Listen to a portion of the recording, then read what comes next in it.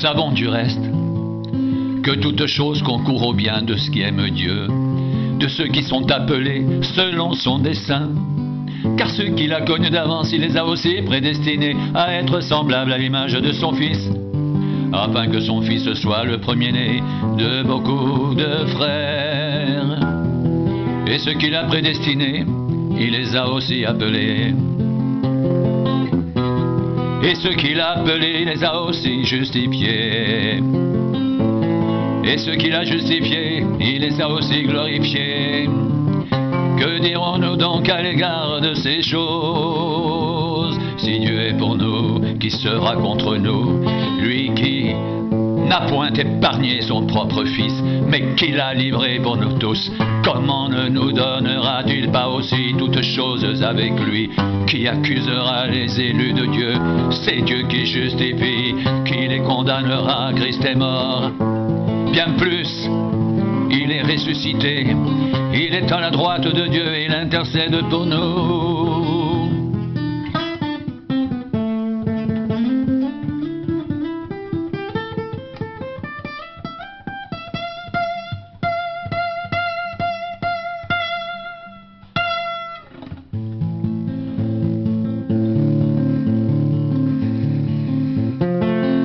Qui nous séparera de l'amour de Christ?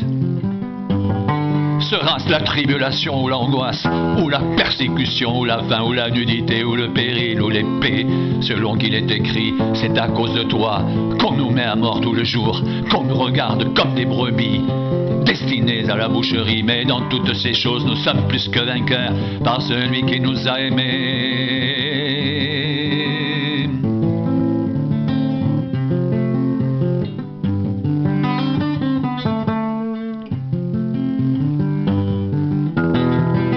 J'ai l'assurance que ni la mort, ni la vie, ni les anges, ni les dominations,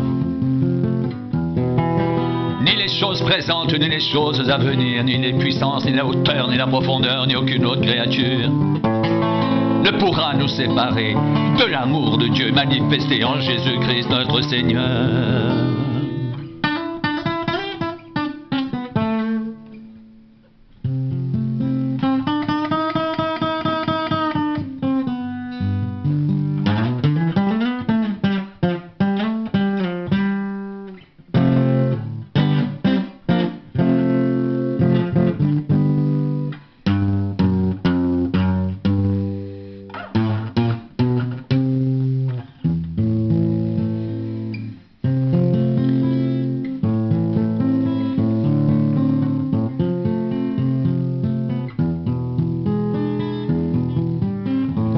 Mais dans toutes ces choses, nous sommes plus que vainqueurs par celui qui nous a aimés. Car j'ai l'assurance que ni la mort, ni la vie, ni les anges, ni les dominations, ni les choses présentes, ni les choses à venir, ni les puissances, ni la hauteur, ni la profondeur, ni aucune autre créature ne pourra nous séparer de l'amour de Dieu manifesté en Jésus-Christ notre Seigneur.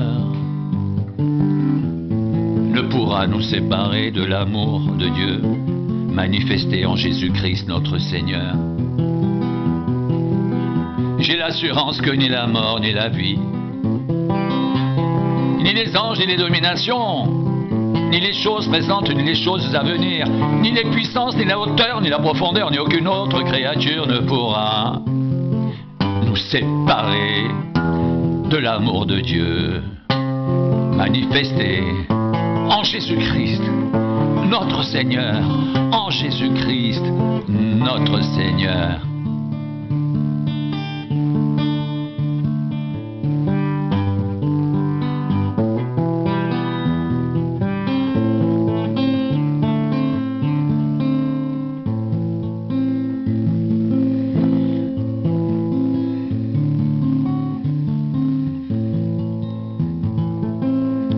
C'est à cause de toi qu'on nous met à mort tout le jour, qu'on nous regarde comme des brebis destinées à la boucherie. Mais dans toutes ces choses, nous sommes plus que vainqueurs par celui qui nous a aimés. Car j'ai l'assurance que ni la mort, ni la vie, ni les anges, ni les dominations, ni les choses présentes, ni les choses à venir, ni les puissances, ni la hauteur, ni la profondeur, ni aucune autre créature ne pourra nous séparer de l'amour de Dieu manifesté en Jésus-Christ notre Seigneur.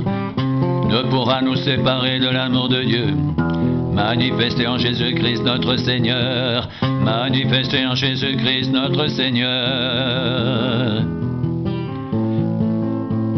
Rien ne pourra nous séparer de l'amour de Dieu, manifesté en Jésus-Christ notre Seigneur.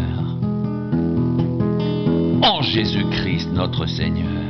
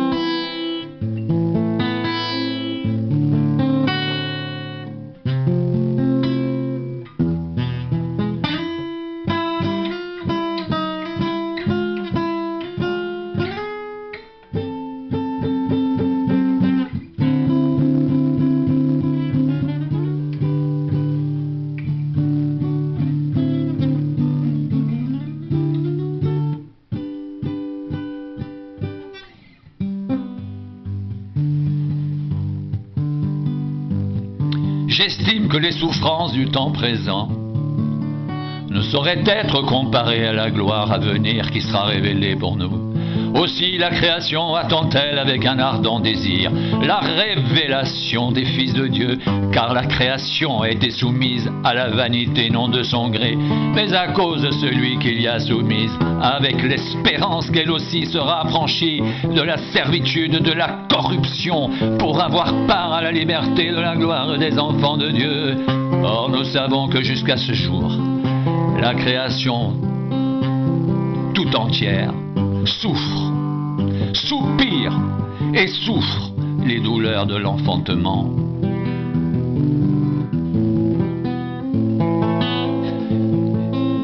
Et ce n'est pas elle seulement, mais nous aussi qui avons les prémices de l'esprit, nous soupirons en nous-mêmes en attendant l'adoption, la rédemption de notre corps. Car c'est en espérance que nous sommes sauvés. Or l'espérance qu'on voit n'est plus espérance. Ce qu'on voit, peut-on l'espérer encore? Mais si nous espérons ce que nous ne voyons pas, nous l'attendons avec persévérance. De même aussi l'Esprit nous aide dans notre faiblesse, car nous ne savons pas ce qu'il convient de demander dans nos prières, mais l'Esprit lui-même intercède par des soupirs inexprimables, et celui qui sonde les cœurs connaît la pensée de l'Esprit, parce que c'est selon Dieu qu'il intercède en faveur des saints.